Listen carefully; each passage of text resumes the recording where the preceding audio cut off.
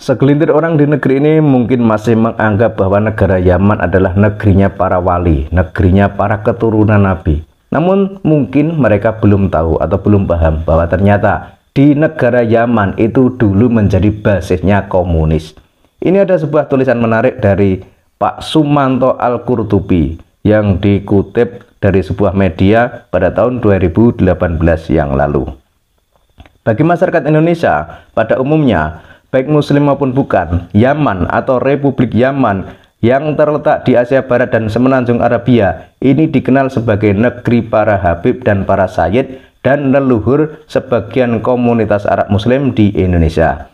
Banyak umat Islam di Indonesia bahkan mengeluh-elukan komunitas Saddah atau kaum Habib dan Sayyid ini karena dianggap sebagai keturunan Nabi Muhammad SAW.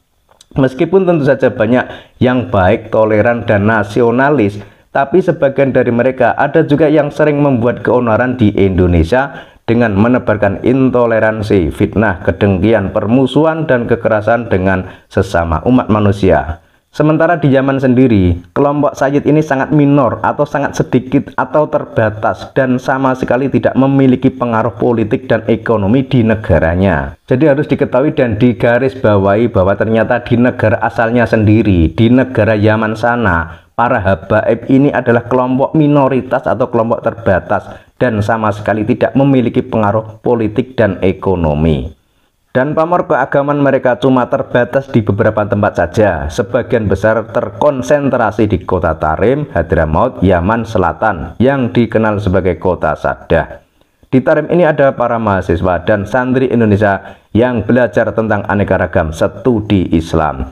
Karena sudah eksis sejak abad-abad silam, maka populasi warga Arab Yaman, khususnya dari Hadramaut di Indonesia, memang jumlahnya lumayan banyak dan tersebar di berbagai kawasan, misalnya Aceh, Palembang, Jakarta, Bogor, Cirebon, Tegal, Pekalongan, Semarang, Solo, Surabaya, Lombok, Pontianak, Banjarmasin, Ambon, dan masih banyak lagi tempat lainnya. Meskipun komunitas ini sudah cukup lama datang di kawasan yang kemudian bernama Indonesia, tetapi migrasi mereka dari Yaman ke kepulauan ini baru terjadi secara intensif pada abad ke-19.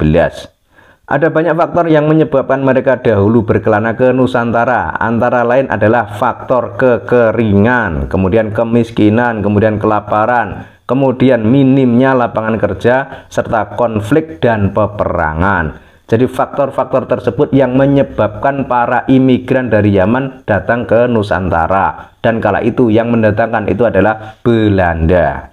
Bahkan hingga saat ini, Yaman masih dilanda kekerasan dan kelaparan yang membuat negara ini buram, bangkrut, dan berantakan, sehingga masuk menjadi salah satu negara termiskin dan terbangkrut di dunia. Jadi hingga saat ini, negara Yaman, negara para habaib, itu masih menjadi negara termiskin dan terbangkrut di dunia. Kemudian sekarang kalau misalkan para habaib itu katanya bisa mendatangkan berkah, ya harusnya mereka itu memberikan berkah pada negara asalnya sana, bukan malah di Indonesia. Kalau di Indonesia ini kan sudah banyak ulama, sudah banyak kiai, sudah banyak keturunan Nabi, yakni mereka para wali songo dan para keturunan wali songo. Seperti dijelaskan di atas, di antara orang-orang Arab Yaman yang melancong ke Nusantara, ada yang mengklaim dari kelompok Saddah atau Ashraf atau habaib, yaitu kelompok yang mengaku sebagai keturunan Nabi Muhammad SAW, khususnya dari jalur Ali bin Alawi, sehingga sering disebut Ba'alawi, yang merupakan keturunan langsung dari Ahmad bin Isa al-Muhajir, yang konon merupakan keturunan ke-10 dari Kanjeng Nabi Muhammad SAW. Tapi sang penulis sendiri tidak percaya atau tidak sependapat dengan pengakuan tersebut bahwa mereka para habaib ini adalah keturunan Nabi.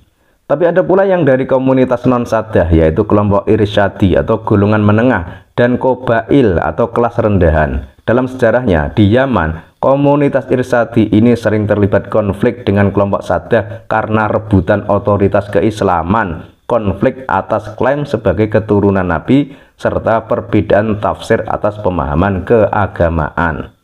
Dan perlu diketahui juga bahwa ternyata negara Yaman, khususnya Yaman Utara, itu juga merupakan rumah bagi berbagai faksi militan radikal Islamis teroris dari berbagai kelompok aliran dan madhab keislaman. Disinilah sejumlah pentolan Salafi termasuk pemimpin Laskar Jihad Ja'far Umar Tholib beserta anak didiknya dikader dan digembleng spirit jihadisme oleh beberapa ulama militan di sana. Selanjutnya, Yaman juga dalam sejarahnya pernah menjadi salah satu basis kaum kiri terbesar di Timur Tengah, baik mereka yang berideologi politik dan berhaluan komunis, sosialis maupun marxis atau leninis. Bahkan Yaman Selatan dahulu pernah menjadi negara komunis sebelum era tahun 1990. Nah, ini mungkin bagi segelintir orang di negeri ini yang selama ini masih mengagung-agungkan atau masih mengeluh-elukan orang-orang imigran dari Yaman, itu harusnya paham tentang sejarah ini, bahwa ternyata dahulu negara Yaman, terutama Yaman Selatan, itu pernah menjadi negara komunis sebelum tahun 1990. Jadi ini adalah sebuah sejarah, sebuah fakta yang harus diterima. Kemudian tentang pengakuan bahwa mereka para Bani Ba'alawi atau para habaib dari Yaman yang sering mengaku sebagai dzurriyyah Nabi, yang sering mengaku sebagai keturunan Nabi, saya juga sependapat dengan penulis ini, bahwa kita juga tidak percaya bahwa mereka adalah keturunan Nabi. Karena sebagaimana kita ketahui bahwa Kiai Imaduddin Utsman Al-Bantani itu juga melakukan kajian ilmiah yang menyatakan bahwa nasab para habaib itu tidak tersambung kepada Kanjeng Nabi. Semua itu berdasar kajian kitab nasab abad ke-4, abad ke-5, abad ke-6, abad ke-7 maupun abad ke-8.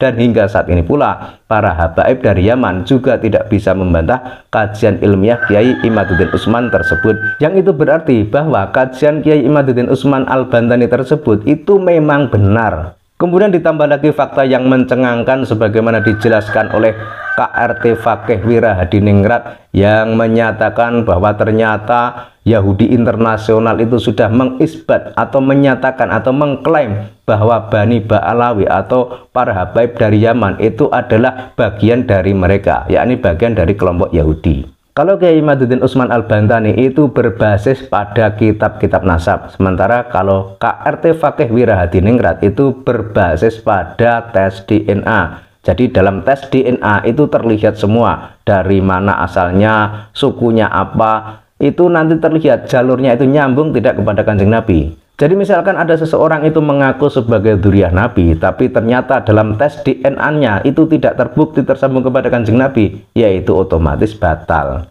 Dan meskipun orang-orang Ba'alawi atau para habaib dari Yaman itu tidak mau mengakui kalau ras mereka atau nasab mereka itu nyambungnya ke Yahudi, tapi Yahudi internasional itu sudah mengisbat bahwa mereka para habaib atau para Ba'alawi itu adalah bagian dari mereka orang-orang Yahudi.